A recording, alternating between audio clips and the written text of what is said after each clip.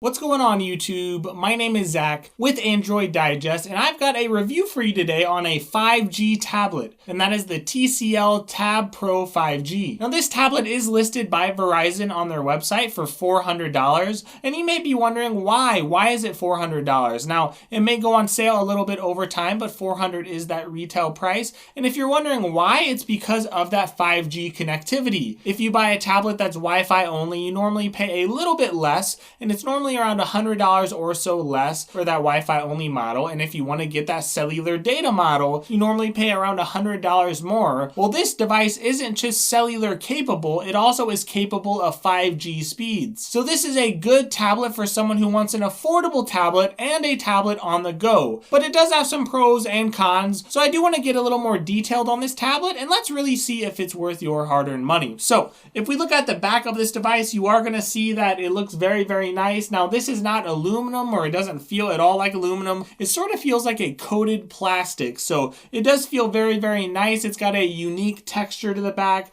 I really like it. I do feel it's nice and grippy, and with the TCL logo and everything, I do think it does look very, very nice. Now if you look to the sides of the tablet, you're going to see dual speakers on both sides. Now again, remember the price. I know it's $400, right? But you have to remember, again, a lot of that price you're paying is for cellular connectivity. So keep your expectations a little bit lower for $400. So the speakers, they are good, by the way. They are not great, but they are pretty darn good, especially getting dual speakers on both sides. I was very impressed, again, for the price that I see this at. Now, you are going to see a USB-C port on this side with these speakers, and you're going to see on this side with the speakers a power button, but the power button also doubles as a fingerprint sensor. I don't see a lot of tablets that are around $250 or around $200, the Wi-Fi only tablets. I don't see them come with fingerprint sensors. So to see it on this tablet, it is very, very welcome. In fact, the Tab S6 Lite, it's a $350 tablet, did not come with a fingerprint sensor. You did not get a fingerprint sensor in the Tab S7 FE. So to see it on this,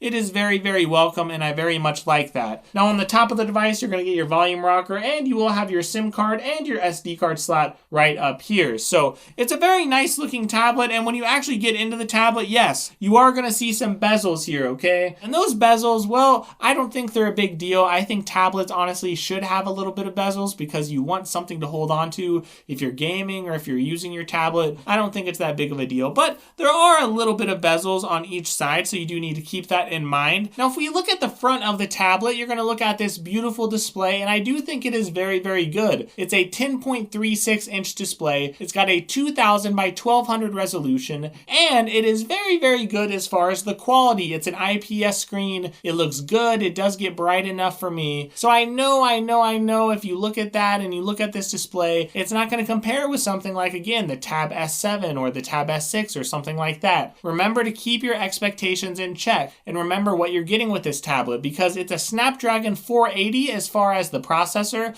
and that is a very good processor overall. This does come with 64 gigabytes of storage and 4 gigabytes of RAM, and this device is going to be pretty fast. Now, if you do see that Snapdragon 480, you might freak out if you're a big techie and say, oh, this won't be fast, this won't be fast. Well, Snapdragons have actually very much improved in the 400 range, and this is going to compare more to those Snapdragon 600s that you're used to. So it does give good performance. Now, it is middle ground performance, and when I say that, I just mean that it's not the best, it's not the worst. It is very, very good and reliable, though, and this device did not freeze up on me a ton. Now, if I did open up an app and I did close that app, I would have to wait for it to close before I could swipe up again to get back to the apps again. So you do have to wait for some animations, and you do have to wait for things to load if you are going to do various tasks. But overall, this is going to be pretty good and reliable as far as performance. And it does come with Android 11, and that is very, very good. Android 12 did come out recently, but again, it was a little bit ago, and they're still working out a lot of bugs and kinks. But if I'm honest, I don't know if TCL is going to give a lot of support for it as far as software, because I'm still very, very behind on security patches, and I don't think TCL is known for their software support on phones or tablets. So this tablet, in a lot of ways, is as basic as it can get, and that's not necessarily a bad thing. So if I look at this tablet and I look at the overall landscape, and I'm really trying to give you some buying advice and give you advice on if you should consider buying this, I would say this tablet is very good, but you have to remember who should buy it, because this tablet, again, if you compare it to devices out there, you're not going to see a lot of 5G devices out there to compare it to, because there just just aren't a lot of 5G tablets out there in the world. Now, if you go to other carriers, you might find a lot, but with Verizon, there's just not much available. So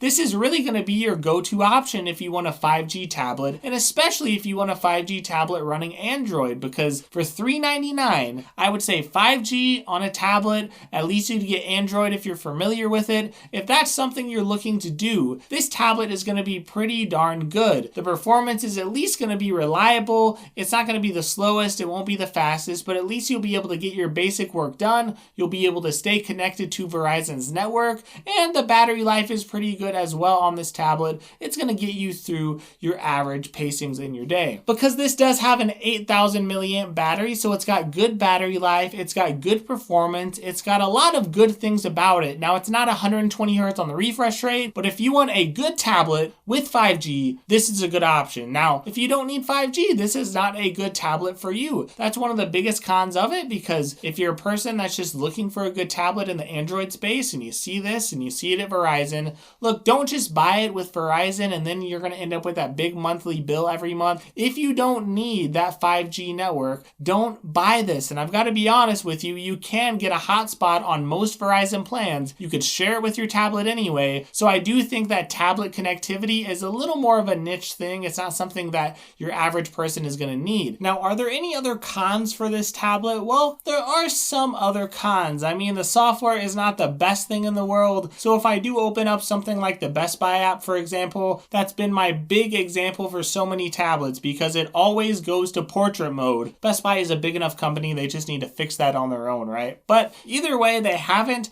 It always goes to portrait mode, and a lot of tablet manufacturers have to work with their software to fix that on their side. Well, Samsung has done it. They have fixed their software to force things into landscape mode, but on this TCL, it does not. So that means that if you run across an app that only works in portrait mode, you are going to have to flip your tablet over and use it in portrait mode instead. Now, that's not a terrible thing for a lot of people. You might not care. Who cares what mode I use it in? That's one thing you need to keep in mind. Also, there are not a lot of good cases for this tablet. I know Verizon does have a couple options, but they are a little more expensive. And if you do look at other options on Amazon, there are not a lot. I've seen like 2 or 3 options, and the option I got was just not very good. The haptic feedback also isn't the best thing in the world. It's a little bit cheaper, but again, very expected on a tablet like this. So overall, I think this tablet is very good. It's not great, but it's good. It's reliable. It's what you'd expect. It's a good tablet that works well with 5G. So simply put,